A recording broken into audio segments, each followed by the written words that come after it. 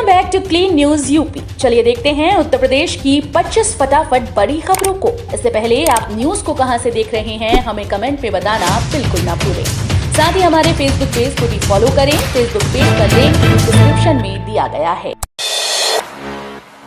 UP के 25 लाख राज्यकर्मियों को Diwali gift देने की तैयारी में है सरकार।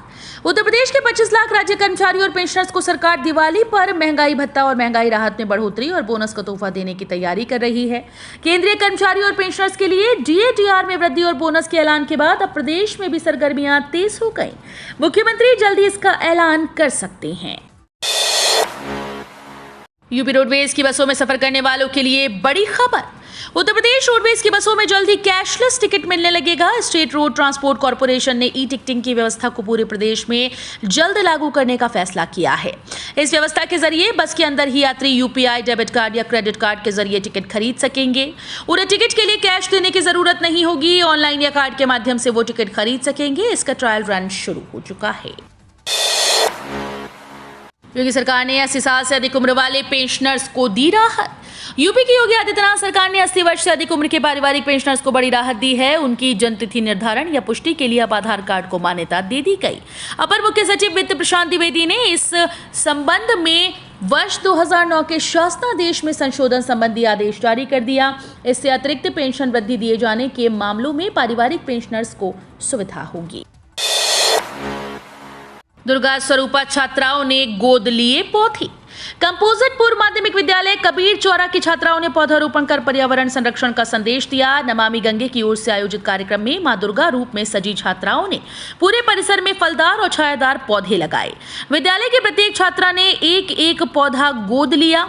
इस मौके पर नमामि गंगे काशी क्षेत्र के संयोजक राजेश शुक्ला, प्रधानाचार्य मधु सिंह, शिवदत्त द्विवेदी, सारिका गुप्ता, बीना गुप्ता, कीर्तन बरनबाल, घनश्याम गुप्ता, उषा गुप्ता, राजीव तिवारी, पूजा शर्मा और विद्यालय के शिक्षक विद्यार्थी मौजूद रहे। फ्री राशन लेने वालों के लिए आ गई बड़ी खुशखबरी।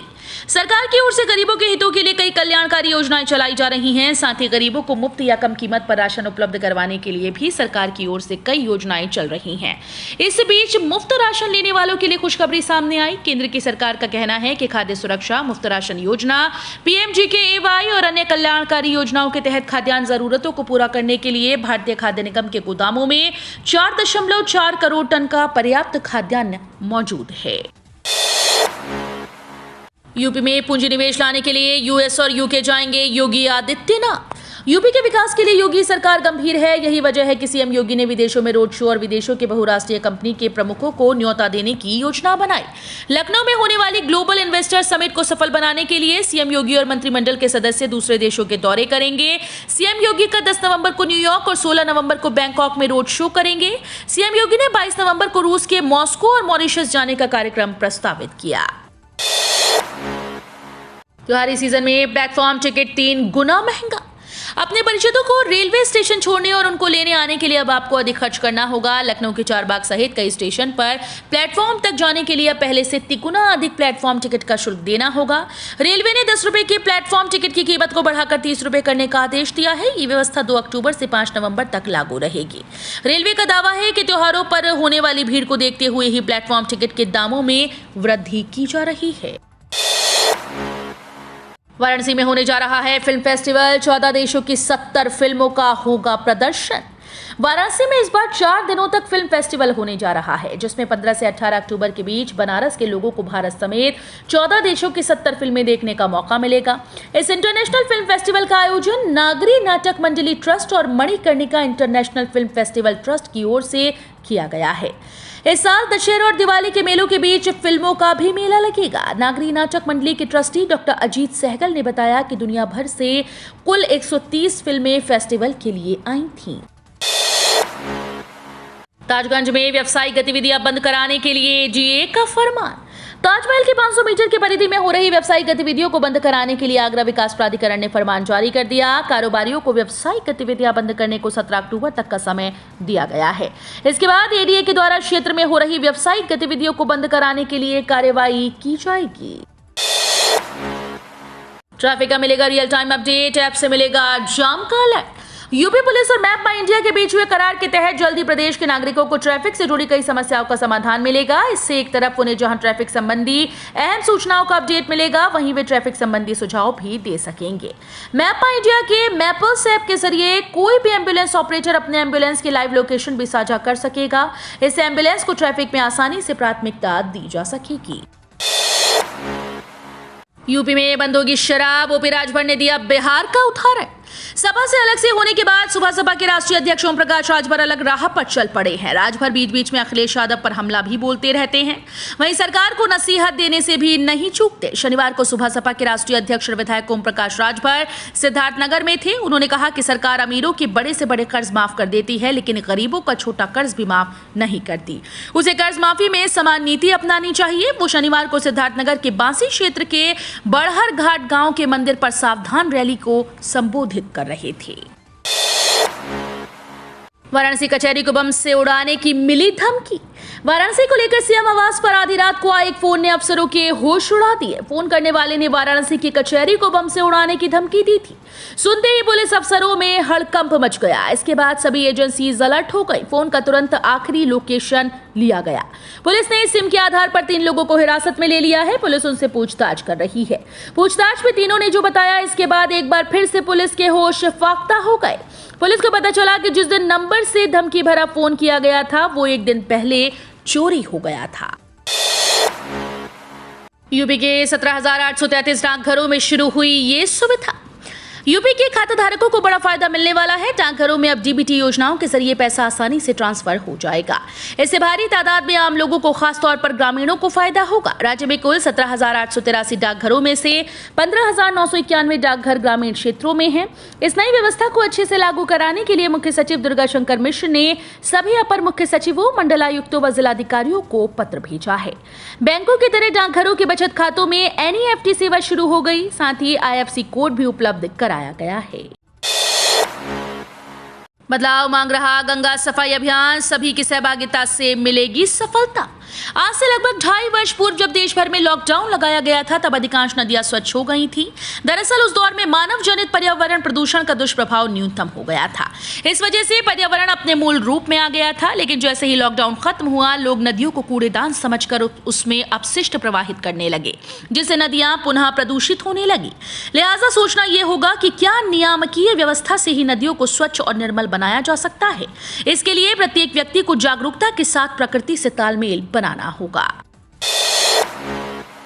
रविवार को काठगोदाम संपर्क क्रांति समेत 4 ट्रेन रद्द। यूपी में मुरादाबाद रेलवे स्टेशन पर फुटओवर ब्रिज के लिए आज गर्डर रखे जाएंगे। 3 गर्डर रखने के लिए रेलवे ने आज 6.25 घंटे का ब्लॉक लिया। काम के चलते काठगोदाम संपर्क क्रांति समेत 4 ट्रेन रद्द रहेंगी, जबकि 5 पैसेंजर ट्रेन को बीच रास्ते में रद्द किया गया है। मुरादाबाद रेलवे स्टेशन पर महीनों से चल रहे पुल का काम में कोई न कोई बाधा आ रही है। बीते रविवार को रेलवे ने तैयारी की, मगर ऐन वक्त में बारिश के कारण गर्डर लॉन्चिंग का काम टल गया। तिकोनिया कांड की बरसी पर राकेश टिकैत संग फिर जुटेंगे किसान नेता। 3 अक्टूबर 2021 को हुए तिकोनिया कांड की बरसी भारतीय किसान यूनियन मनाएगी। कौड़ियाला घाट गुरुद्वारे में आयोजित कार्यक्रम में तमाम स्थानों के किसान जुटेंगे। भाकियू प्रवक्ता और किसान नेता राकेश टिकैत भी कार्यक्रम में मौजूद रहेंगे। भाकियू टिकैत गुट के जिलाध्यक्ष दिलबाग सिंह ने बताया कि तिकोनिया कांड में मारे गए 4 किसानों और पत्रकारों की स्मृति में आयोजित कार्यक्रम में देश के कई हिस्सों से किसान आ रहे हैं। कार्यक्रम में शिरकत करने के लिए संगठन के राष्ट्रीय प्रवक्ता राकेश टिकैत आज ही लखीमपुर पहुंच जाएंगे। मायावती को चुभ रहा है गिरता हुआ रुपया। डॉलर के मुकाबले देश का रुपया लगातार कमजोर पड़ता जा रहा है। इस मामले पर उत्तर प्रदेश की पूर्व मुख्यमंत्री और बहुजन समाज पार्टी सुप्रीमो मायावती ने प्रतिक्रिया दी। उन्होंने भारतीय रुपये में लगातार गिरावट को चुभने वाला संवेदनशील मुद्दा बताया। इसके साथ ही उन्होंने भारतीय अर्थव्यवस्था को संभालने में उद्योगपतियों की भूमिका पर भी सवाल उठाया है। यूपी में कांग्रेस का नया प्रयोग, ब्रजलाल खाबरी को मिली कमान, 6 प्रांतीय अध्यक्ष भी बनाए गए। यूपी कांग्रेस की कमान अब ब्रजलाल खाबरी संभालेंगे। इसके साथ ही संगठन को मजबूत नेतृत्व देने के लिए इस बार 6 प्रांतीय अध्यक्ष भी बनाए गए। शनिवार को कांग्रेस महासचिव केसी वेणुगोपाल ने नोटिस जारी कर पार्टी के नए प्रदेश अध्यक्ष और प्रांतीय अध्यक्षों के नाम का ऐलान किया। 2024 में होने वाले लोकसभा चुनाव की तैयारी में हर राजनीतिक दल की तरह कांग्रेस ने भी कोशिशें शुरू कर दी हैं। संगठन को एक बार फिर से मजबूत करने की योजनाएं बनाई जा रही हैं। एनएटीओ की 1 इंच जमीन नहीं लेने देंगे, बाइडेन ने पुतिन को चेताया। अमेरिकी राष्ट्रपति जो बाइडेन ने रूसी राष्ट्रपति व्लादिमीर पुतिन को चेताते हुए कहा कि वो नाटो की 1 इंच जमीन भी किसी को नहीं लेने देंगे और इसकी रक्षा करेंगे। अमेरिकी राष्ट्रपति की चेतावनी पुतिन द्वारा यूक्रेन के खिलाफ युद्ध को तेज करने के बाद आई। उन्होंने व्हाइट हाउस में अपने एक संबोधन में कहा, अमेरिका नाटो क्षेत्र के हर 1 इंच जमीन की रक्षा के लिए हमारे नाटो सहयोगियों के साथ पूरी तरह से तैयार है। वहीं दूसरी तरफ संयुक्त राष्ट्र सुरक्षा परिषद में भारत ने एक बार फिर से रूस के साथ अपनी दोस्ती निभाई। 17 साल बाद भी मदरसा शिक्षकों की नई पेंशन का लाभ नहीं। उत्तर प्रदेश में चल रहे अनुदानित 558 मदरसों के शिक्षकों को नई पेंशन स्कीम लागू होने के 17 वर्ष बाद भी इसका लाभ नहीं मिल पा रहा। जिन मदरसों ने इसके लिए प्रयास किए वो थक हार कर बैठ गए। ऐसे में ना तो शिक्षकों के वेतन से इसके लिए कटौती हो सकी और ना ही सरकार ने अपना अंश दिया। अब अल्पसंख्यक कल्याण विभाग ने निदेशालय से दिशा निर्देश मांगे हैं। नगर के 24 अनुदानित मदरसों समेत प्रदेश में करीब 558 ऐसे मदरसे हैं जिनके शिक्षकों और शिक्षणेतर कर्मचारियों को सरकारी अनुदान से वेतन मिलता है। यूपी की जीडीपी बढ़ाने में मददगार बनेगा हाई स्पीड इंटरनेट। देश भर में 5G इंटरनेट सेवा के शुभारंभ के मौके पर मुख्यमंत्री योगी आदित्यनाथ ने कहा कि प्रदेश के सभी गांवों में 5G इंटरनेट की हाई स्पीड सेवा पहुंचाने की जिम्मेदारी भारतीय एयरटेल को मिली है। उन्होंने कंपनी से आह्वान किया कि वो जल्द से जल्द प्रदेश के हर गांव, कस्बा और घर तक इंटरनेट पहुंचाएं। इसमें जो भी मदद चाहिए सरकार इसके लिए तैयार रहेगी। उन्होंने कहा कि गाँव में हाई स्पीड सेवा शुरू होने से सभी क्षेत्रों के विकास में गति आएगी, जिससे न केवल प्रदेश की जीडीपी बढ़ेगी बल्कि प्रति व्यक्ति आय बढ़ने से आम जन जीवन स्तर पर भी सुधरेगा और सरकार $1 ट्रिलियन की अर्थव्यवस्था के लक्ष्य को प्राप्त कर लेगी। लखनऊ, कानपुर और बरेली में सोने के गिरे दाम, गोरखपुर में चांदी महंगी। भारतीय सराफा बाजार में सोना और चांदी के रेट जारी कर दिए गए। लखनऊ, कानपुर और बरेली में सोना सस्ता हुआ जबकि आगरा में सोने के रेट में उछाल आया। बता दें कि त्योहार सीजन के चलते अब कीमतें लगातार बढ़ सकती हैं। कानपुर में सोना सस्ता हुआ जबकि चांदी के दाम में कोई अंतर नहीं दिखा। सोना 51,600 रुपए प्रति 10 ग्राम और चांदी 58,200 रुपए प्रति किलो रही। 3 अक्टूबर को 2 राजनीतिक पार्टीज के विधायक खेलेंगे खेल। यूपी के कानपुर स्थित ग्रीन पार्क स्टेडियम में 3 अक्टूबर को 2 राजनीतिक पार्टीज के विधायक भिड़ेंगे। यहां प्रदेश के भाजपा और सपा विधायकों के बीच क्रिकेट मैच खेला जाएगा। दूधिया रोशनी में 16-16 ओवर का मुकाबला होगा। भाजपा की ओर से मेरठ के विधायक व ऊर्जा राज्य मंत्री डॉक्टर सोमेंद्र तोमर कप्तानी करेंगे तो सपा की ओर से चित्रकूट विधायक राम सिंह पटेल टीम की बागडोर संभालेंगे। कई और मंत्री भी मैच खेलेंगे। यूपी में 1 से 8वीं तक के स्कूल्स में 31 मार्च तक के लिए बदली टाइमिंग। बेसिक शिक्षा विभाग के परिषदीय विद्यालयों का समय बदल गया। आज से ये विद्यालय सुबह 9 बजे से शाम 3 बजे तक खुलने लगे। कक्षा 1 से 8 तक के विद्यालयों के लिए टाइमिंग लागू की गई। इसके मुताबिक 1 अक्टूबर 2022 से 31 मार्च 2023 तक सुबह 9 बजे से शाम 3 बजे तक विद्यालय खुलेंगे। 300 साल पुराने माता के इस चमत्कारी मंदिर में भरती है सूनी गोद। पूरे देश में इन दिनों नवरात्र की धूम है। लोग तरह तरह से शक्ति की आराधना कर रहे हैं और अपने परिवार के लिए सुख शांति की कामना कर रहे हैं। इस बार नवरात्र पर संयोग भी बड़ा अच्छा बना क्योंकि माता हाथी पर सवार होकर आई हैं, जो धन धान्य का प्रतीक है। वैसे तो माता दुर्गा अपने भक्तों की सभी मनोकामनाओं को पूर्ण करती हैं, लेकिन माता के कुछ मंदिर ऐसे हैं जो खासतौर पर मन्नतों के लिए जाने जाते हैं। ऐसा ही माता का एक मंदिर कानपुर में है जहाँ महिलाओं की सूनी गोद भरती है। तो ये थी आज की 25 फटाफट बड़ी खबरें। अगर आपको न्यूज़ पसंद आई हो तो वीडियो को लाइक और शेयर जरूर करें। धन्यवाद।